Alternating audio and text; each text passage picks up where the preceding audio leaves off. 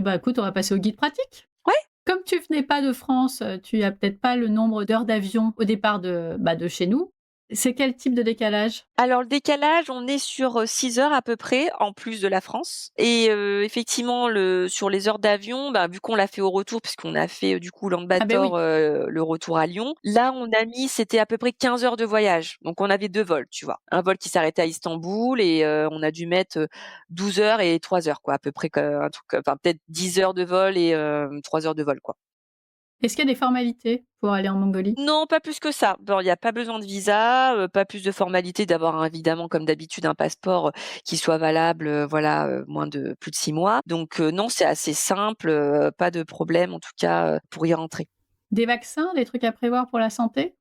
Alors, bah, nous, enfin, évidemment, on avait fait la totale par Oui, vous rapport au aviez tour du tout? monde. Exactement, donc ça, c'est vrai qu'on n'avait pas, lésiné là-dessus, mais à mon sens, non. Tu as pas besoin de vaccin particulier pour aller en Mongolie, il y a pas de souci. Faut, juste, peut-être, j'allais dire des pansements gastriques au cas où, la nourriture passe pas, mais Ouais, voilà exactement, toujours avoir sa petite trousse à pharmacie, même si, comme je le dis toujours, honnêtement, tu trouves tout partout, même au fin fond de la Bolivie et de la Mongolie. Mais oui, peut-être avoir des petites choses pour, les maux de ventre, tout ce qui est digestif et puis sur la santé, non franchement, je vois pas d'autre chose. Voilà, du Doliprane pour la fièvre, ce genre de trucs, très pratico-pratiques, mais rien de spécial.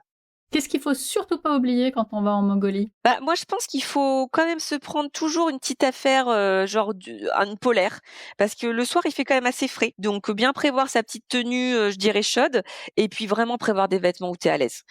C'est effectivement pas le défilé de mode, on n'est pas là pour ça. Donc, tu vois, vraiment plutôt prévoir des vêtements confortables, dans lesquels tu es bien, tu es à l'aise. Alors nous, le guide, avait prévu des duvets pour nous, mais parfois, voilà, ça se paye en plus. Donc, ça peut être aussi, une option, une idée pour les familles qui veulent peut-être parfois économiser sur certaines choses. Tu peux emmener ton propre duvet parce qu'évidemment, c'est quand même mieux parce que vu qu'en yourte, tu dors sur des matelas qui ont pas de drap, rien et cetera, pas toujours très propre, c'est pas mal d'avoir son propre duvet, quoi.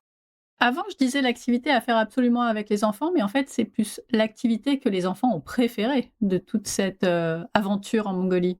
Alors, ils ont adoré, bah, les balades en chameau et en cheval parce que, ben, faire du cheval en Mongolie, c'est quand même un rêve, même si on est à 10 000 lieues de pouvoir, savoir monter un cheval comme eux. Donc, tu les regardes, faire du galop, c'est magnifique et puis, bah, toi, tu es un petit peu plus en mode touriste avec ton petit trot et encore, en mode vraiment, balade. Mais c'était super, ils ont adoré ça et je pense aussi qu'ils ont vraiment adhéré le côté, immersion, dans la famille. Ça vraiment, tu vois, ça a été un moment aussi, qu'ils ont vraiment adoré. Est-ce qu'il y a eu des loupés, des endroits ou des activités que vous avez moins aimés? Oui, il y a notamment un endroit, qu'on a moins aimé c'est un endroit en fait qui se situe dans la vallée de l'Arkhangaï. Donc, l'Arkhangaï en Mongolie, c'est, l'ancienne, région à volcans. Donc il y a beaucoup de volcans éteints, donc c'est très joli par contre, il y a pas de souci. Mais, on est allé dans ce qu'ils appellent eux les sources chaudes de Senker. Pourquoi, en fait, sources chaudes? Parce que, bah, les anciens volcans en fait ont donné effectivement lieu à des rivières, à des endroits où il y a des sources en fait très, très chaudes et donc, il y a des sites touristiques qui ont profité de ça pour en fait faire un petit peu des endroits avec des piscines brûlantes, chaudes, qui sont très agréables cependant. Mais nous, on a trouvé que c'était beaucoup trop touristique et c'était pas du tout ce qu'on cherchait. Donc ça, tu vois, je l'avais dit à la guide en disant, ben nous cette partie-là, on a moins été fan parce que ça manquait d'authenticité. C'était beaucoup trop touriste et tout ça. Donc tu vois, pour moi, c'est vraiment une des choses qu'on a fait qui m'a moins emballé, quoi.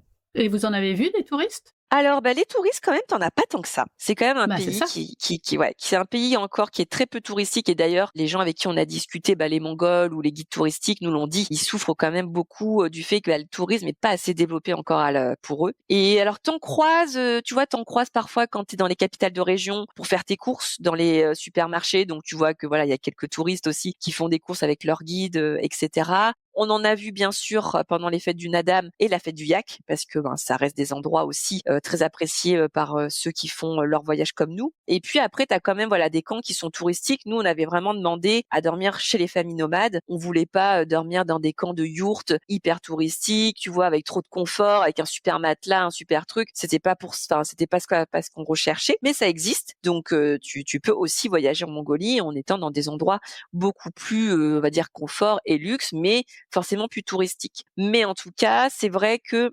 D'ailleurs, nous, ça nous a, vraiment frappé. Si tu veux, la différence, quand on venait du Japon où il y a clairement un tourisme de masse de plus en plus au Japon et la Mongolie où, bah, tu es toujours tout seul, quoi.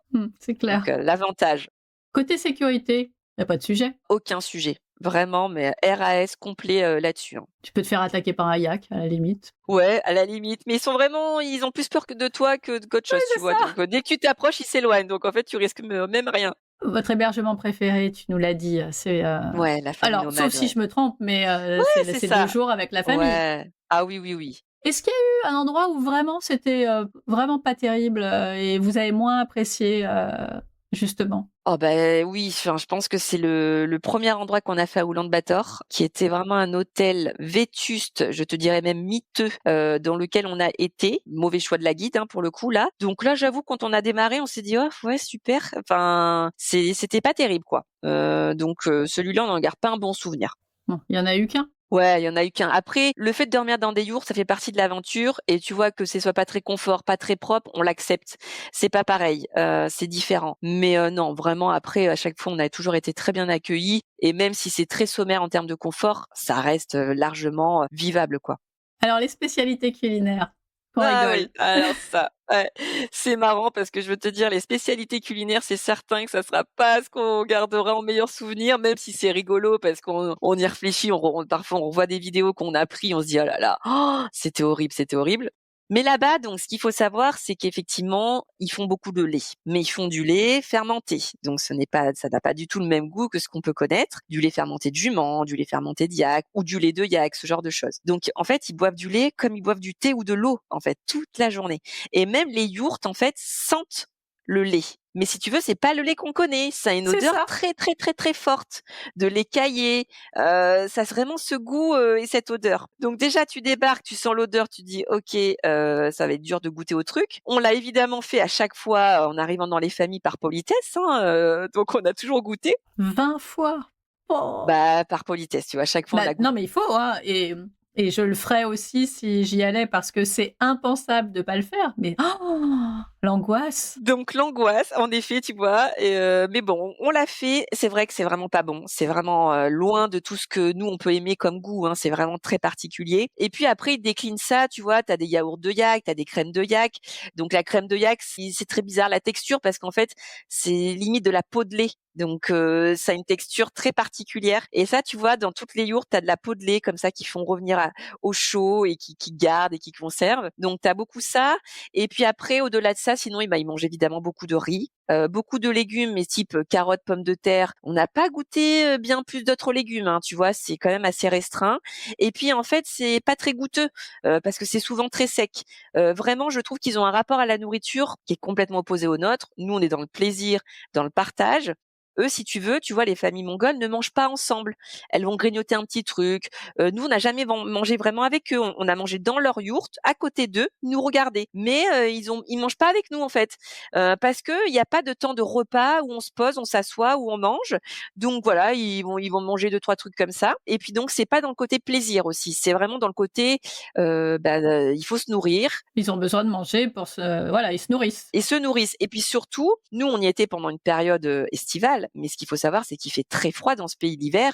Il y a la neige, des températures avoisinent vraiment des -15 et cetera. Donc ils ont besoin de beaucoup de viande, c'est pour ça qu'ils mangent beaucoup de viande et puis évidemment la viande, bah, c'est ce qu'ils ont de plus, disponible, hein, avec tous les animaux qu'ils ont. Mais ils mangent toute la viande, le gras, les os, enfin, il y a rien qui est laissé et voilà, ils vont, tu vois, constituer du coup leur réserve pour l'hiver un peu de cette manière-là. Donc ouais, les spécialités culinaires, c'est pas en Mongolie, quoi.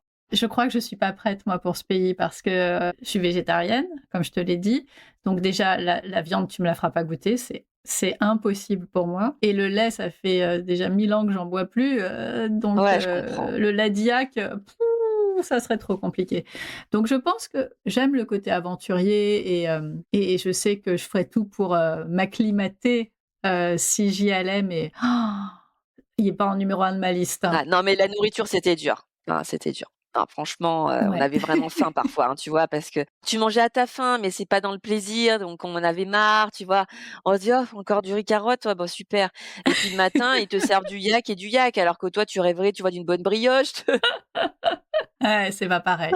Non, non, c'est pas pareil. Écoute, c'est l'aventure. Tu le sais, quand tu y vas. Donc tu Exactement. dois faire avec.